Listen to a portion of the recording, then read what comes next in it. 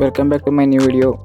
ಈಗಿನ latest news ಏನಪ್ಪ ಅಂತಂದರೆ, ಹಾರ್ದಿಕ್ ಪಾಂಡ್ಯ ಮುಂಬೈ ತಂಡವನ್ನು ಬಿಟ್ಟು ಚೆನ್ನೈ ತಂಡವನ್ನು ಸೇರಲು ನಿರ್ಧಾರ ಮಾಡಿದ್ದಾರಾ, ಅಥವಾ ಚೆನ್ನೈ ಟೀಮ್ ಅವರನ್ನು ತಮ್ಮ ತಂಡದ ತೆಕ್ಕೆಗೆ ಹಾಕಿಕೊಳ್ಳಲು ನಿರ್ಧಾರ ಮಾಡಿತಾ, ಅಥವಾ ಮುಂಬೈ ಮತ್ತು ಹಾರ್ದಿಕ್ ಪಾಂಡ್ಯರ ನಡುವಿನ ಒಡನಾಟ ಸರಿಯಿಲ್ಲದ ಕಾರಣ ಮುಂಬೈ ತಂಡವನ್ನು ತೊರೆಯಲು ಮುಂಬೈನ ಆಟಗಾರ ಹಾರ್ದಿಕ್ ಪಾಂಡ್ಯ ಅವರು ನಿರ್ಧಾರ ಮಾಡಿದ್ರಾ, ಅಥವಾ ಮುಂಬೈ ತಂಡವೇ ಈ ನಿರ್ಧಾರವನ್ನು ತೆಗೆದುಕೊಂಡಿತಾ.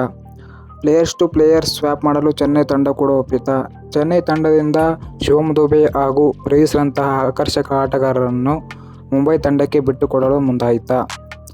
ಮುಂಬೈ ತಂಡದಿಂದ ತನಗೆ ಒಬ್ಬ ಕ್ಯಾಪ್ಟನ್ನ ಅವಶ್ಯಕತೆ ಇದೆ ಎಂದು ಚೆನ್ನೈಗೆ ತಿಳಿಯಿತಾ. ಋತುರಾಜ್ ಗಾಯಕ್ವಾಡ್ರನ್ನು ಕೆಳಗಿಳಿಸಿ ಮುಂಬೈ ತಂಡದಿಂದ ಹಾರ್ದಿಕ್ ಪಾಂಡ್ಯವನ್ನು ಕರೆತಂದು ಅವರಿಗೆ ಕ್ಯಾಪ್ಟನ್ಸಿಯನ್ನು ಕೊಟ್ಟು ತಂಡವನ್ನು ಚಾಂಪಿಯನ್ ಮಾಡಲು ಯೋಚನೆ ಮಾಡಿತಾ.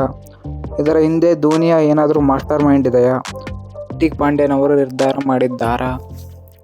ತಮ್ಮ ಚಿಕ್ಕಂದಿನಿಂದ ಬದುಕನ್ನು ಕಟ್ಟಿಕೊಟ್ಟ ತಂಡವನ್ನು ಬಿಟ್ಟು ಬೇರೆ ತಂಡಕ್ಕೆ ಆಡಲು ಒಪ್ಪುತ್ತಾರಾ?